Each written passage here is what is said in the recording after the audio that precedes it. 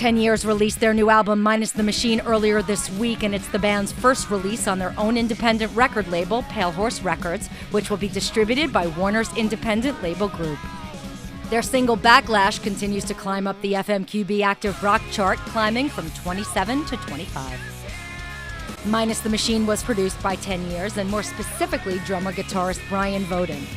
We asked Brian and frontman Jesse Hasek what the biggest obstacle in getting the album done was. Ourselves. Yeah. The biggest obstacle in getting the album done was us being satisfied and learning to let a song be finished instead of, because we can keep going forever on it if we wanted. Yeah.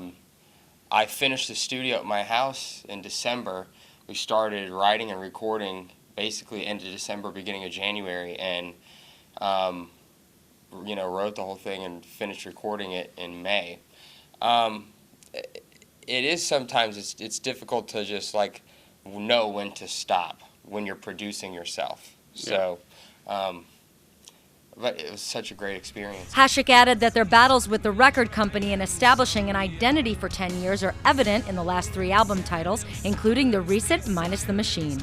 Yeah, if you actually take a look at our past few albums, an album called Division, and that's when we had the trouble first started, or the pressure first started, and then the next album was called Feeding the Wolves, and then this one's Minus the Machine. So it sort of tells a story just by the titles themselves. He talked about the biggest lesson the band has learned from their major label experience.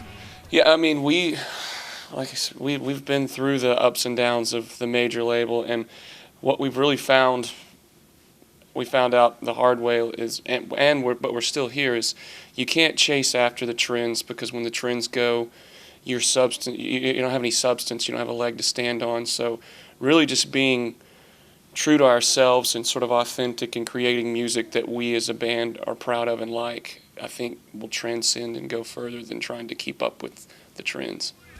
He added that aside from the trends, they're happy they don't have to write the next #1 rock radio song and can do what's true to them. 10 Years has a radio festival appearance this weekend, and then they'll start a headline tour of clubs starting September 15th in Tennessee. Bear the truth when the storm comes through with hell and high tide.